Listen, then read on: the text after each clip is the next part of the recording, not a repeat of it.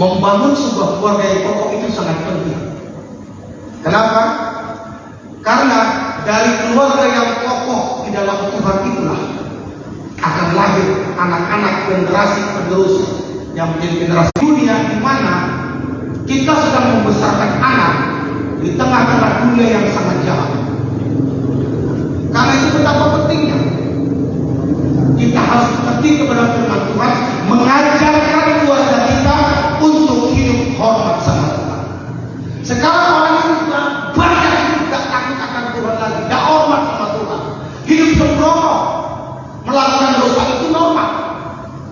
Makanya Tuhan katakan sebelum Tuhan datang kedua kali, dunia ini kembali kepada zaman Sodom dan Gomora. Jadi kalau ingat Sodom dan Gomora, apa yang kita ingat? Gaya hidup yang nikah sejenis. Zaman itu zaman yang bagaimana? Zaman orang hidup bebas, tidak takut akan Tuhan. Itu yang sedang terjadi. Dan inilah tugasnya pendeta, para anak Tuhan dan gereja untuk mengcover sebuah jemaat, untuk mengerti kebenaran supaya keluarga semua hidup takut akan Tuhan. Amin. Ya. Saudara, sekarang ini kita melihat beberapa negara sudah mengizinkan kawin sejenis, melakukan hubungan seks dengan yang satu darah, orang tua dengan anaknya. Inilah dunia Sodom dan Gomora. Dan sekarang orang melihat dosa itu jadi hal yang biasa, dan itu tidak boleh jadi hal biasa pada diri kita. Amin. Amin. Yes. Gitu. Ya. Jadi supaya keluarga kita hidup dalam kebenaran, kita harus tahu dasar-dasar bagaimana membangun keluarga yang kokoh. Dengarkan, keluarga yang kokoh itu hanya bisa dibangun ketika keluarga membangun hubungan dengan Tuhan. Amen. Bersama keluarga. Aku lagi, yuk lihat kembali. Ya, Bapak Ibu Saudara, lihat saya. Keluarga yang kokoh, tidak ada cara yang lain membangun keluarga yang kokoh itu kecuali keluarga itu membangun hubungan dengan Tuhan bersama keluarga. Amin ya. Sekarang ini selingkuh itu sudah banyak yang terjadi, dan selingkuh itu menjadi hal yang biasa dengan alasan sederhana aja. Ya, karena katanya rumput tetangga lebih hijau. Rumput tetangga lebih hijau. Padahal dia nggak tahu rumput itu bisa hijau karena dirawat. Karena dibuat terjadi perselingkuhan karena apa? Karena katanya rumput tetangga lebih hijau. Padahal Pak Edi, rumput hijau itu karena dirawat. Kalau nggak dirawat, nggak hijau dia Pak. Dan tahu nggak Bapak? Sebenarnya rumput yang Bapak juga masih hijau. Cuman Bapak nggak merawat Pak.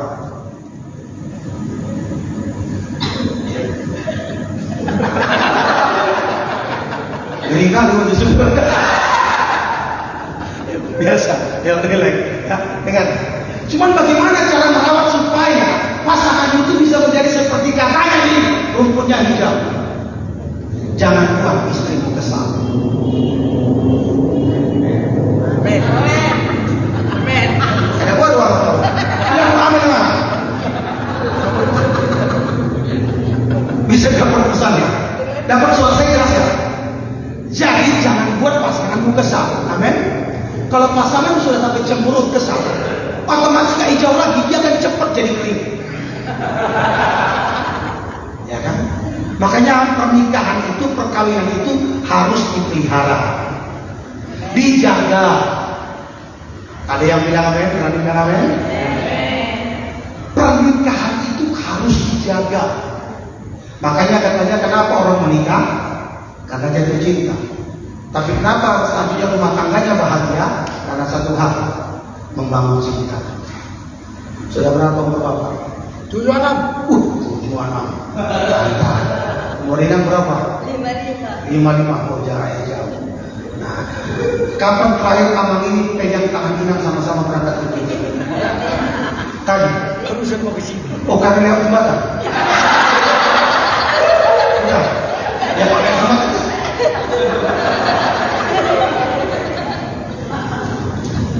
Bukan, tapi di rumah juga mau pegang. Makanya kulihat wajah ibu ini tidak ada garis-garis kesusahan. Amin ya. Ya. Oke. Saya lanjut lagi ya. Membangun keluarga yang bagus. Ini dimulai begini. Nanti di ending-endingnya saya akan bicara tentang membangun hubungan itu dengan orang tua dengan anak. Jadi supaya nanti anak-anak itu begini dia, biar anak-anak kita betah di rumah. Kenapa? Karena di luar sana banyak anak-anak nggak betah di rumah. Karena di rumah dia tidak didengarkan, di rumah dia tidak bahagia. Dia merasa tak dikasihi dan dia nggak merasa diperhatikan. Ya, nah, nanti kita ada ke sana. Jadi yang pertama kita mau bahas dulu tentang bangun keluarga kokoh suami istri. Amin. Iya. Jadi supaya istrimu tetap bisa seperti katanya rumputnya hijau, jangan buat istrimu kesal. Amin. Amin ya. Nah sekarang begini, saya lanjut lagi nih.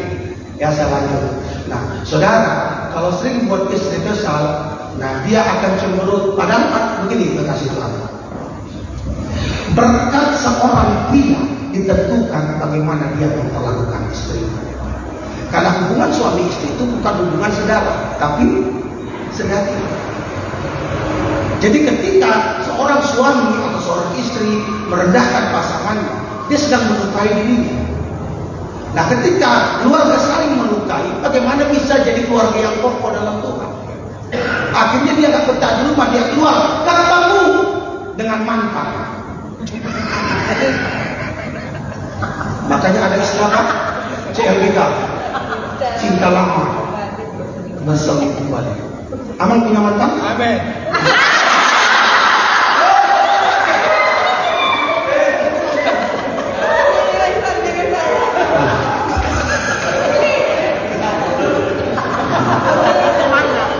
Awas pulang dulu.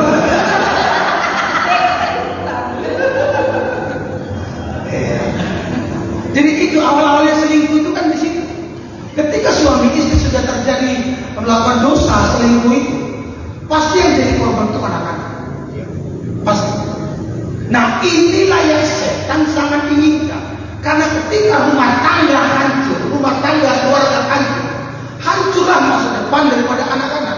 Nah kalau ini sudah hancur, maka bagaimana gereja bisa kuat jadi berkah? Tidak bisa. Sekali lagi saya ulang. Untuk membangun tema hari ini, membangun keluarga yang kokoh, tidak ada cara lain supaya keluarga kita jadi kokoh kecuali bangun hubungan dengan Tuhan bersama keluarga. Karena itu pagi-pagi Pak dengarkan, pagi-pagi Bapak harus jadi inisiator untuk bangun pagi, ajak istri dan anak-anakmu berdoa bangun hubungan dengan Tuhan. Wah, aduh dicoba berdoa. Saudara, jangan aku jadi takut, jadi gugup aku jadi jago. Oh terpesona.